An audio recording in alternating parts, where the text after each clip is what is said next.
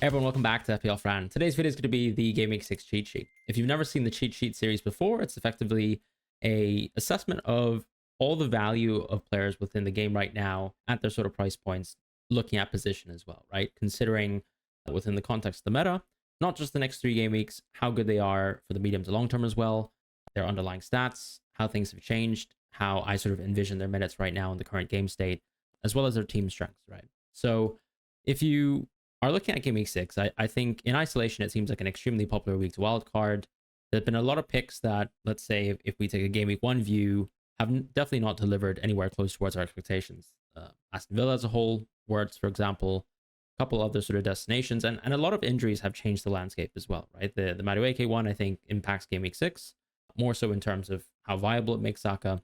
The Palmer injury news also changes future plans for people and also strengthens some certain players. So I think in Gaming 6, we have still some things that are nice, right? Some good runs that are still about to end, but still are there, right? Forest, Spurs, some of the good games are still in the short term, even Villa towards an extent. And then, of course, fixtures do get worse. But our perspective on teams have constantly changed. And of course, the cheat sheet is a reflection of that. I'd like to also mention that a lot of the cheat sheet and the work around the cheat sheet is supported by the advanced data that you can find on Fantasy Football Hub. So you click in the link in the description below, you'll be able to actually access a lot of pro tools that will be able to give you things like expected points, suggested transfers based on your chip strategy, on your own, for example, needs and wants. If you, let's say, are keen on, let's say, bringing in Haaland, who is the makeshift midfielder, that kind of thing can easily be presented to you. So have a look at the link in the description below if you want to have access to Fantasy Football Hub to dominate your mini leagues and to also even have the offer of being able to get your money back if you follow the T's and C's, right? So that's that. In the midfield, though, I think the key thing in this position is I still think it's the best position in the game. I think it's still better than the forward position. But there's also an argument where you can easily still go almost like a 3-4-3. And there are enough budget midfielders, because there are good budget midfielders in the game, to supplement this type of structure. However, we also know that a 4-back, a 5-back, situationally speaking, can also be really, really good. So I think when we're considering budget positions in FPL, the key thing within the midfield is being, or acknowledging rather, that defense maybe actually is a better way to spend that 0.5. Or even, for example, in the forward position, it might be better to just shelter no pick and then get defense. So Josh King has dropped for me. This is consistent with the drop last week. I just think that ultimately he doesn't really provide that much open play value. He doesn't provide that much minutes. I think the confidence is still there. So something that I mentioned last week was it might be the end of Josh King's run of starts. But I think Marco Silva's comments on him were actually quite glowing. So it was a positive in the sense that if you look at, let's say, last week, that his minutes actually remained resilient, right? That he wasn't, for example, subbed earlier. There's a trend also with Muniz, and I think that would be something that I'd like to track going forwards into the season where, you know, is there a question of, is Muniz and King pretty much nailed for starts? And that might make Josh King better, but the run of games now for Fulham are just not good enough, right? So that's kind of the end of Josh King in the meantime. Dewsbury Hall, I still think is fantastic. I've now put Stack and Xhaka. Now, Stack and Xhaka have featured on the cheat sheets previously. The reason why I took Stack off is because I wasn't really confident in his defensive contributions.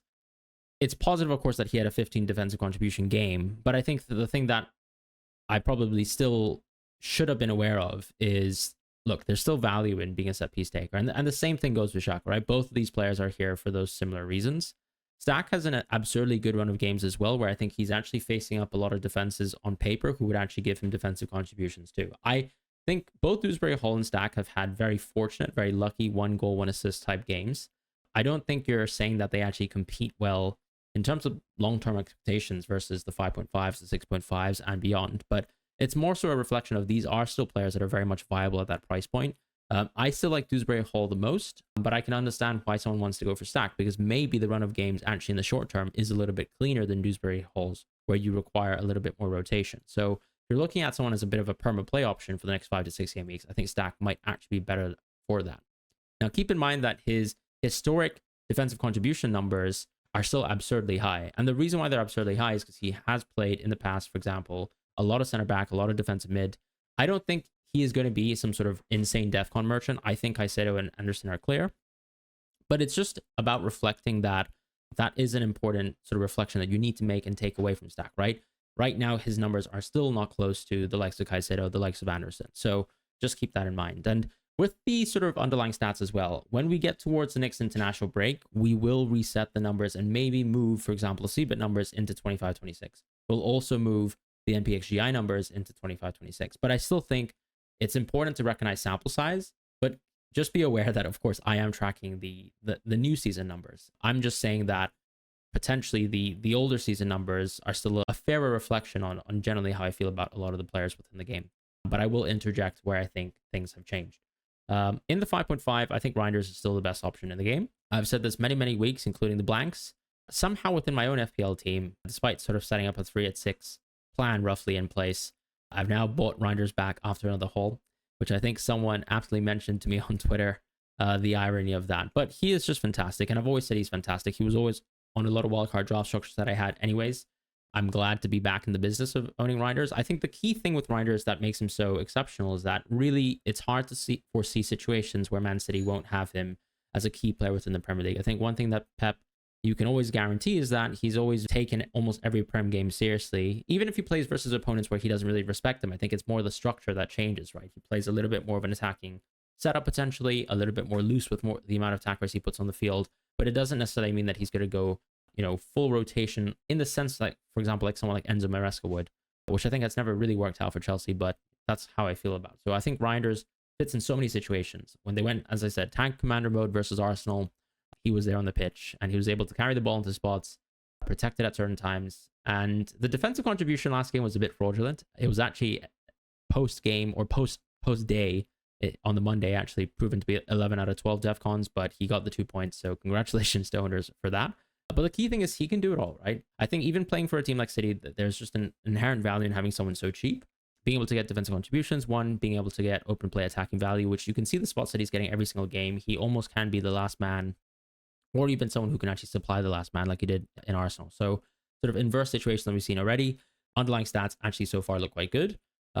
Even the Champions League numbers, for example, the game versus Napoli, 10 versus 11, of course, good reflection of generally his minutes, right? That was even a game where he got subbed off at 82 minutes, and I think purely just to be ready for that Arsenal match. So the key thing for Reinders and what makes him amazing is just purely minutes.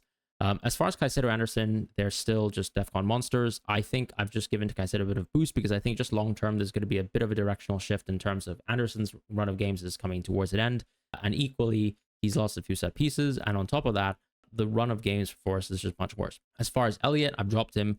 I'm actually still quite shocked that he hasn't had a start for Aston Villa. That might change. Emery's made some comments about Elliott. I think they were also misquoted in terms of how aggregators of the media have sort of mentioned how Emery's responded towards his performance. I think in the future we'll see starts for Elliott, maybe even the next match, but my concern is still minutes rotation, how much is he going to get, and also really just at the top of the day, what is that Aston Villa team strength at this point in time, right? We've seen so many games now. This is now almost a bottom 3 team on offensive numbers, not goals, but expected goals. And so that's not great. As far as the next tier with 5.9, the 6s, I don't think there's a huge change. I think Minte is still absolutely top. Paqueta I've dropped. I think there's a slight shift here in terms of team strength with West Ham. I think the more games you see where they're continuously poor and not being able to create chances, the more I have to almost downgrade someone like Paqueta, who's a bit of a bag of tricks, or as I called in some other videos, baby Bruno. I think the value with Bruno is that he can still get you returns in spite of the quality of the game. But I think with Paqueta, it's a little bit different because he's so bite-sized. You almost still want West Ham to be relatively decent. Like, how can you get penalties when you're playing for such a poor team? They've obviously had one already. But I think that is some sort of reflection of it, right? Where with a team like United, I guess in the past, you can mention at least multiple seasons worth of being able to get penalties. They also have attackers on paper who look like they can draw a penalty. Somerville's quite nice.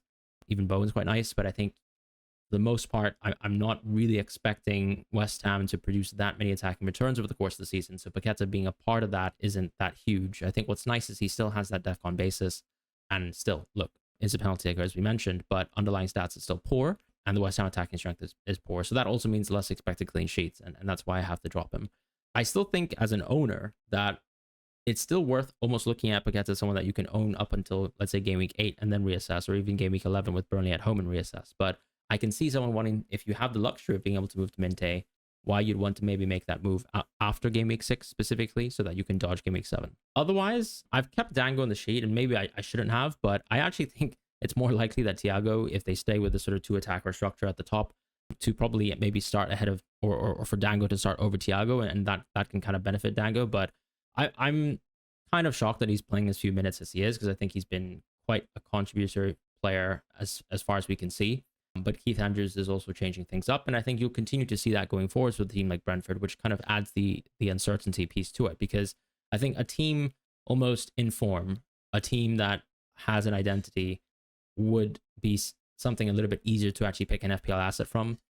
Owning a team that clearly is not getting results, clearly is not producing anything when it comes to underlying or in terms of chances, right, would be a team that I think is a little bit difficult to predict from, because you would expect that they're just going to continue to change the setup until they find something that works. And I think with a new manager, that's kind of what I'm expecting. So a bit unfortunate for Dango. And I think the advice that I'd have is still to go out of Dango, but I can see if someone wants to persist for whatever reason, why that would be the case. In the 6.5 tier, I think this is where we have tremendous value. I've given Enzo a rise. Everyone else here was already green. Mitoma has the worst game coming up here, so I think a lot of people from a Game Week 6 perspective on a wildcard will easily choose Kudus or Njai. And I think one thing to mention, of course, is Kudus is not going to AFCON because Ghana did not qualify, and Njai definitely is. That's a very long-term sort of transfer booked in, but something that's worth keeping in mind. I think Kudus has a cleaner run of games in the short term, but Njai probably has generally more value from my perspective, and also has that sort of DEFCON added piece, which kind of rounds out his quality, as despite, I think, the small gap in team, well, not small gap in team strength, I think significant gap in team strength in terms of attack. So even though, yes, Kudus's underlying stats have kind of changed, I think this season you're not seeing someone who has 0.24 NPXG and 0.11 XAG. It's almost flipped, right? It's almost in the inverse of it. But I don't think that's a massive problem. We have a lot of players in this game that have been more assist dominant in the past, and they've proven to be really, really good FPL assets. For many years, Bruno is that sort of mold, even KDB towards an extent. And I think as long as they still are getting some shots off, can still ball strike, I think Kudus is still very, very good. With Njai, we also talked about this too, where he's gotten some tap-ins this season. His role, functionally speaking, has changed a little bit, because instead of, let's say, playing through Njai on the left, they're now playing through Grealish on the left, and therefore he becomes a little bit more of an off-ball presence, which has probably also led to some of his attacking returns. But as you can see, he can also get assists. Versus Liverpool, he's just one of the best picks in the game. With Mitoma, I've always had questions, as I said, about the NPSG, but I still think Brighton are a very, very strong team. As we can see, I think people have been very high on Tottenham, but you can also see the quality of Brighton shining through in terms of being able to score 2 goals versus a team like Tottenham. So yeah, for me, Mitoma going forward past Game Week 7 is just a really, really strong pick, because the minutes are also there, right? There's no real questions about his minutes and whether he's going to get rotated. So he's always going to get that value. With Enzo, it's more a case of, with Palmer being out with reportedly 3 to 6 weeks, I mean, the upper end of that, of course, will make Enzo better, because I think he's on penalties. Some people obviously have some mentions of whether João Pedro was the one who actually allowed Enzo to take the last penalty. But I think taking the last penalty is significant confidence in terms of him being able to take the next penalty. So I think that just makes Enzo a really, really good pick in the short term. Not to mention that Palmer indirectly anyway sort of boosts his general minutes outlook. So for me, Enzo gets a rise because of what the short-term value is with that Palmer news coming through. Outside of that, I don't think I really changed my opinions on the 7 million type picks, but I have actually dropped Gakpo in the cheat sheet. I mentioned how I dropped him last week in the cheat sheet because of the Champions League early substitution. Was kind of surprised with how early the substitution was versus Everton, but that's just a reflection of what we have to take into account now that Isak is the team. Now, of course, it helps that Ekitike has helped the rest of the team with his own suspension and, you know, probably guaranteeing minutes for some of the other players. But there's also Chiesa, I suppose, playing quite well. There's also just the aspect of, do you really want a Liverpool pick who doesn't have perfect minutes, even though he's quite cheap on paper, right? The thing with Gakpo, I think, just as an opening comparison, is he was never at Salah's production with the same amount of minutes. So don't try to think that this is you effectively buying the right Liverpool player. I think you're invested into Gakpo, this is still the right time, generally speaking, to sell. Crystal Palace away is not a great game. Chelsea away is also a very poor game. So this is a good time to almost offload Gakpo. And we can reassess, of course, if they have more injuries. But for now, I think that, yeah, he's not that great of a pick in the meantime. With the next set, potentially I might have him a bit too high, but I don't want to overreact on that early substitution versus Chelsea. I think that was a very independent game in terms of whether Mbeumo is not a 90-minute player, I think it's interesting that he was subbed within that match, and I think maybe that's signal for future earlier substitutions within certain matches. But I still think I have a lot of confidence in him, and if you own someone like him, you're going to give him 6 and 7, and you can clearly just reassess on game week 8. So for me, I'm not going to take him down unless we have more signals similar to that of the Chelsea game, because I still really like him as a pick. With Foden, I've given him a rise because Burnley and Brentford are great games. I think there's just way too many injuries as well to make Foden a bad pick in the game.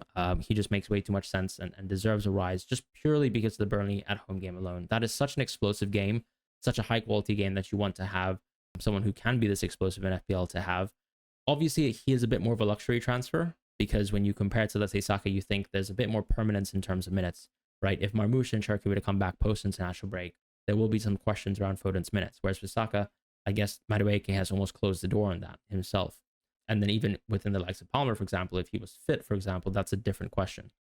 With Cunha, I haven't actually given him a rise. I probably would have, and I think he will start the next match. But it's just more so a reflection of, I don't know if, let's say, he'll have slightly managed minutes in the meantime, just to sort of work on, how he comes back to full fitness himself. As far as the sort of top tier assets within the game, Saka's here. He potentially could be arguably a green. I think it's just Newcastle away isn't a great game, but after that, clearly going to be a green. And I think someone that I would onboard early within the wildcard. Even maybe if you want to compare against Gyökeres, I think it's either or. I think both are fantastic. I think Gyökeres' minutes, as you can see with the rest in the EFL Cup, are going to be good and managed in the way that you probably want within Premier League games. However, we've also seen that he can be subbed, for example, 65 minutes in versus Nottingham Forest in a game where you'd probably want more goals, right? More minutes versus a weaker team at times. And so I think the minutes will ebb and flow between them because Saka's minutes will also have to be managed. But I think you have a lot of confidence in both of them long term. So I think Saka's just fantastic. And arguably as well, like, he is a little bit of a neater move into, let's say, a Palmer in the future, right? So even having that placeholder is quite important in terms of structural things within your FPL team. Palmer is an avoid because of the reported news that he's out for 3 to 6 weeks. Clearly, I think the medical team will need to sort of manage exactly what is going on with Palmer because apparently it is now a long-standing issue, and they probably thought that this was an issue that he could play through. They also probably thought it was an issue where I guess it was going to treat itself because they weren't really able to diagnose how to treat it. As it stands, though, it seems like he's just going to just not be a part of sort of football preparations for a few weeks, and they'll probably reassess. But that's not great news, and obviously he's in a void for that entire run, which is a bit unfortunate because you're missing Brighton at home. Not because he scored a poker last season within this fixture, but just because this is another great pick who gives, I think, a little bit of variety within the game gone. As far as Salah, he's still a yellow. I'm not going to drop him any further than that. Dude, does he still look awful? As a symptom of, I think, Liverpool not looking at the absolute top right now, despite, the firepower, I think, yes. I think, can Saka still score a brace? Can he still do one goal, one assist within the games? I think absolutely he can. But for me, it's actually more of a reflection of Liverpool. And until things sort of correct itself, then he's going to be yellow for me. In the forward position, I think Lyle Foster moves towards the top as a pick. I introduced him last week. I think he just still makes a lot of sense. We've been actually seeing consistent attacking returns through Anthony and through Foster. So quite impressive. I think with Anthony in the midfield, I'm not sure if he necessarily has a place. And maybe I'm wrong, right? He's gotten so many returns already. He clearly is a key talisman of the team. But I think Foster is quite interesting just from the sort of forward perspective of there's so little value in the expensive forwards. And one player that I don't have within the cheat sheet is Muniz, because I still think that there's some question marks maybe around his minutes, but also because you can actually, let's say, wait out the bad Muniz games and sort of reassess later. Whereas with someone like Foster, he's someone that you can easily get the bench boost 8 off of with. And I think that's really the key value point here with Foster. As far as I've added him because I just want to point out that there's a 4.3 asset in the game. If you are someone who likes stashing away money or being able to use it as much as physically possible, like the existence of something like Petrovic in the goalkeeping position, you in the forward position, just means that you can spend money and go as crazy as possible if you really want with your outfield players. With Thiago, I think he drops. I really think the minutes are a bit shaky right now. I could be overreading, but I think, we've gone from a 72 to a 62. I wouldn't really mess with Thiago, and Brentford just looks so poor. So, be gone with this pick. I've certainly parted ways with him unless I have to do a panic wildcard. With Strand Larson, it's nice to see he's getting some minutes, but I think it's also interesting that for example, Tolu Arokodare, I hope that's how you say it, that he's actually played quite well, right? Great finish versus Everton as well within the EFL Cup. I just think that he's going to get a lot of minutes this season. I think Strand Larson, as you can see with even Victor Pereira and how he sort of manages Strand Larson, maybe because also of the Achilles issue, which he's obviously still probably actively dealing with, isn't going to have perfect minutes. And so a bit unfortunate that he missed Leeds at home from from a starting perspective, but it's nice to see him actually play minutes again. My concern with him is mostly going to be, what is the Wolves team strength? Is it a bit worse than we thought? And then equally, is, for example, someone like Tolu going to take more minutes away from him? And is that going to impact him? So I'm kind of cautious to make him a green. With Richarlison, I think Wolves at home is an amazing game. I do still think maybe, coming after the international break, is that something that can hurt his minutes, for example? Will we see more managed minutes due to the Champions League within other matches? I think that's something that can definitely happen with Richarlison. But you can see, I would say within the short term, I value him as a green pick. It's more so if you're thinking about maybe as a wildcard pick, if you're thinking as someone who doesn't need a transfer, like he's definitely not within that sort of camp. So he's someone that I think is worth the short term high upside, high risk. But you also understand that the downside can be quite high. But I mean, when you look at, let's say, some of the underlying stats compared to some of the peers, maybe the risk is worth it. In the 7 million tier, I think Evan Nilsson's still great. I think it's just ultimately a case of, do we back Bournemouth as a team? And absolutely, I do. No penalties still means that you're relying on that NPXG. But when you compare actually to a lot of the other players within this price point, no one actually plays consistent minutes in and around here. Not at least at the level of Evan Nilsson. This is an 88-minute player, really, in my books. And I think that makes him very valuable compared to, let's say, Walter Matt, who you can see can get, for example, on the bench versus Barcelona within the Champions League. And even within matches like Bournemouth, for example, won't see out the whole game. In the 7.5 tier and above, I don't think much has changed. I've dropped Wood because I really think the minutes are just going to be shaky, even when you still have such a golden game with Sunderland at home. With Bowen, I've just dropped because of team strength. Great to see him actually score a goal versus West Ham. But unfortunately, I think the team strength thing actually maybe hurts him even more than Paqueta, because with Paqueta, I think one thing that you can say is there's going to be games where maybe he can still get defensive contributions. And still, there's a difference in terms of price point. He can get expected clean sheets. With Bowen, I think the avenue in terms of points is always asking for someone to be able to actually consistently actually create goal outputs.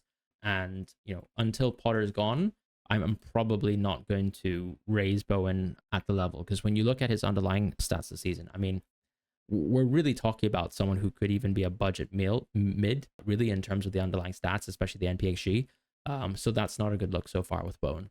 In terms of the top price tiers, I have reluctantly not dropped Watkins. I think he's still hopefully going to be able to squeeze out value in Fulham at home, Burnley at home, but it's not looking pretty. I can say that easily. And of course, I mean, I almost already did this by dropping, when I dropped Rodgers, for example, and Watkins ahead of Sunderland, I think that was just a reflection of team strength.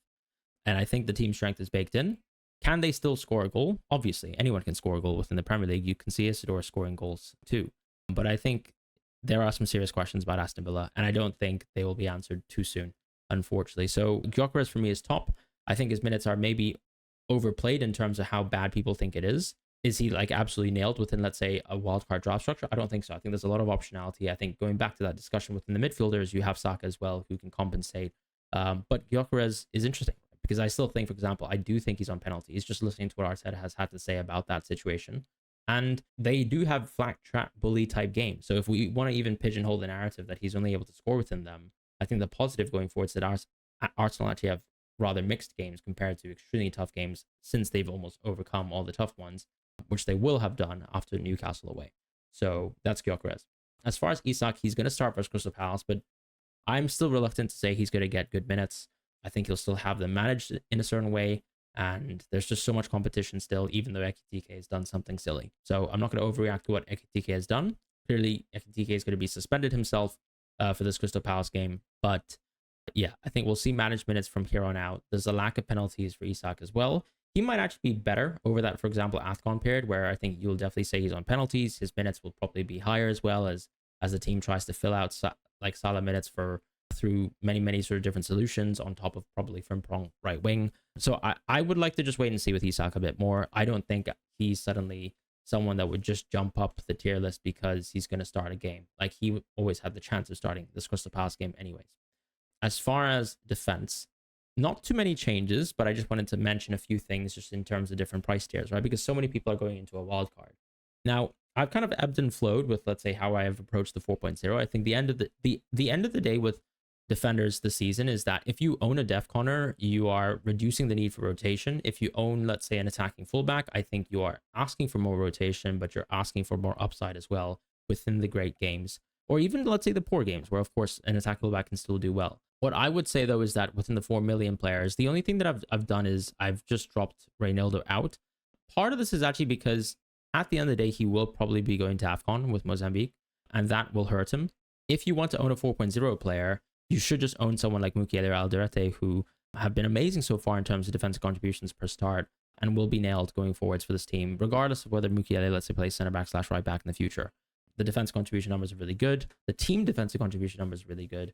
And the minutes are really good. And they don't go to AFCON. As far as Goodmanson, I've dropped him a little bit. And I think that's just because a small reflection of, do I really think Leeds are going to dominate enough games for Goodmanson and his sort of bonus points potential to be that great? I personally don't see it.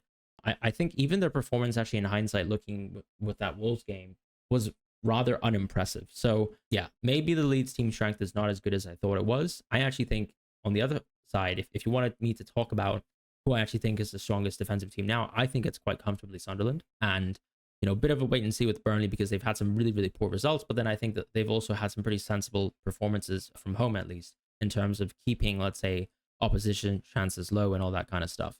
As far as the 4.5 tier, I don't think much has changed. I still love Anderson, Richards, Senesi, Gehi. These are all great. Van de Ven as well is close. And I think a lot of people are looking at Van de Ven because the Wolves at home game, but also partially because the underlying stats are really good. And we can see Tottenham are clearly working a lot of the set pieces into their game.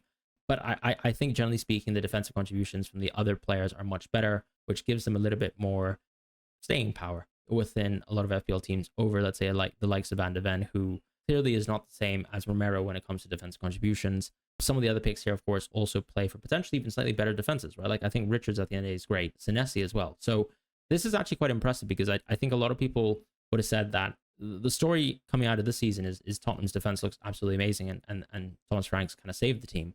But I think also one story that's clearly also being missed is how good Bournemouth's defense have been this season.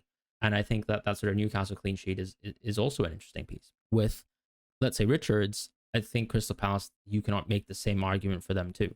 So just an impressive sign altogether with all the value that you can potentially get from 4.5. With Tosin, I've given him a small drop. I didn't like the benching within the previous match, and that's just a reflection of that. With Diakite, adding him back now that he's back from injury. With Tete and Konsa, I've dropped them for two different reasons. With Tete, I think this is because since we've seen them move back into a four-at-the-back structure within the games that I think are clearly not the sort of big opponent type games, that hurts him because by playing right center back, I think his defensive contribution averages were slightly better at the start, whereas now you're almost asking for open play attacking returns as he plays right back. So I think that's why he has to drop. As far as Konsa, that's a team strength reflection. I'm almost shocked at how bad Aston Villa is on both ends of the pitch. And there's really not much to be said there. I think if anything, you can probably give a little bit more credit towards their defense. So maybe I'm being harsh. But yeah, that's it. As far as and also just lack of defensive contributions from himself. Cash might still be better. And Cash probably, I'd hold him at the same tier. But yeah, I mean, Cash still scored a 0.01 XG screamer. I don't think that's like an excellent observation in terms of routes towards points, because I do remember distinctly 2 seasons ago, this exact same thing happening with Cash scoring a screamer and people overreacting to that as he basically flattered to deceive weeks on weeks on weeks. So not going to overreact to that Cash screamer. At the 5 million tier, I've just dropped Livramento. I think defense contributions is still the best route towards points. I think spending a little bit more money for Livramento and his potential attacking returns just isn't enough. So I think Burns' value in terms of being a really good def corner is there and is very noticeable. With Lacroix, maybe I still have him a tier 2 high.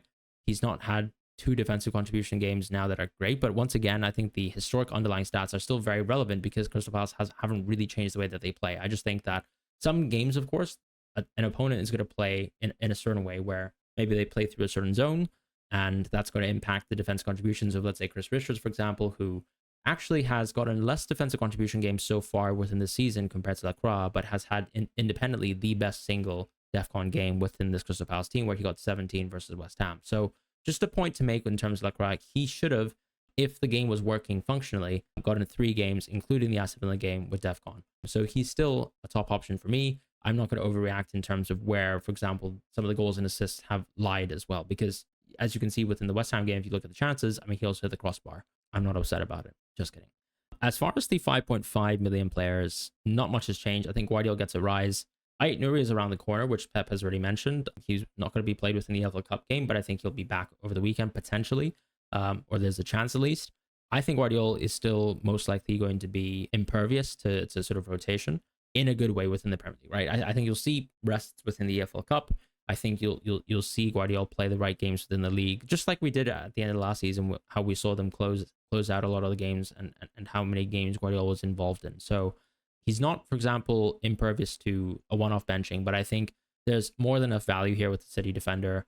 He is still better at DEFCONs than Ruben. He is still someone who actually gets more touches on the ball. So that means when we go back to that sort of classic scenario of what happens when a team wins 1-0, the defender who probably touches the ball the absolute most actually will, in most circumstances, actually hit bonus thresholds that you need to actually be able to get triple bonus. And I think Guardiola does that more often than not, and also is more nailed than not.